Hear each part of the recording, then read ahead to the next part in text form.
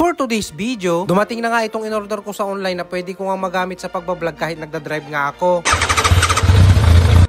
Ngayong araw nga guys, dumating na nga yung in-order ko sa online na pwede ko ang magamit sa pagbablog kahit nagbabiyahe nga kami. Kaya agad-agad ko na nga itong binuksan kung kumpleto nga yung mga naipadala sa akin. At ang una ko ang chinek dito guys ay itong retractable nga na selfie stick. At ang nagustuhan ko nga dito guys ay gawa nga ito sa alloy kaya siguradong matibay nga ito. Kailangan nga talaga natin ng matibay na phone holder dahil nga gagamitin nga natin ito tuwing nagbabiyahe nga tayo. Syempre guys, mahirap na baka mamaya habang nasa biyahe tayo at nagbablog mahulog yung cellphone natin. At itong hawak ko nga pala ngayon guys, ito yung hawak dun sa selfie stick tapos yung ilalagay natin sa grab bar. Alam nyo yun guys, yung parang mga ginagamit nga nila sa mga naka Insta360 pero tayo ang gagamitin nga natin ay cellphone lang. Medyo wala pa kasi tayong budget guys para pambili ng Insta360 pero loobin ng Diyos ay makabili nga rin tayo ng ganon. At ayun nga guys, matapos nga mga ilang minutong pagsisetup, ganito nga magiging itsura niya kapag nakalagay o naka-install na nga yung cellphone. Bali guys, yung clip-on holder pinalitan ko nga pala ng ganito yung merong screw para siguradong hindi mahuhulog yung cellphone ko habang nasa biyahe. At ganito na nga magiging itsura niya guys at talagang siguradong hindi basta-basta mahuhulog yung cellphone natin dahil talagang mahigpit yung pagkaka-screw ng cellphone holder. Pagkatapos ko ang ma-setup ito guys, sinunod ko namang inayos itong maghahawak ng selfie stick. At ito nga guys, patong-patong nga na rubber yung nilagay ko para mag-fit nga siya dun sa tubo na paglalagyan nga natin. Nung sinukat ko kasi yung holder dun sa may tubo na pagkakapitan nga niya, medyo maluwag nga ito kaya nilagyan ko nga siya ng patong-patong nga na goma baka sakaling humigpit yung pagkakahawak niya. Bali ganito nga pala magiging itsura niya guys kapag na-install na natin to ng maayos. Na kahit nga nasa biyahe tayo or nagdadrive nga ako ay pwede nga akong kumuha ng video or mag-vlog. O diba guys, akala mo naka Insta360 diba? Pero cellphone lang ang gamit natin dito guys. Bali itong cellphone holder na to ay pwede mo ang iharap sa'yo habang nagbablog ka or pwede mo rin ilagay sa harap kung gusto mong i-video yung dinadaanan mo. Kaso meron nga tayong problema dito sa holder na to dahil nga kahit anong higpit na nga natin at nilagyan na natin ng patong-patong na goma ay gumagalaw nga siya. Kaya gagawa muna ako ng DIY guys para mapahigpit ito.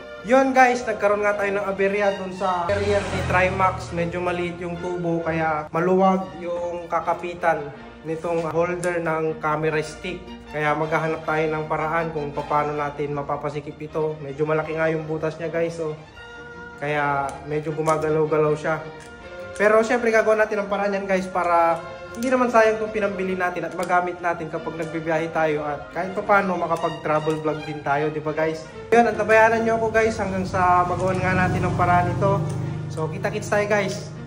Peace! Di bali guys, gagawa naman natin ng vlog kapag nagawa na nga natin ng DIY or diskarte kung paano nga natin mapapahigpit ito. At bago nga matapos ang video natin guys, ay nais ko lang i-shoutout ang mga solid supporters natin na patuloy nga na nagre-react, nag-share at nagko-comment sa ating mga video. Kaya shoutout sa inyo mga lods! Maraming salamat sa inyong panonood at suporta sa ating mga video na ina-upload. At kung sakaling gusto mo rin magpa-shoutout, huwag mong kalimutang mag-comment dito sa ating video. O paano guys, hanggang dito lang muna ulit ang video natin. Maraming salamat sa inyong panonood guys. Ride safe lagi and peace out!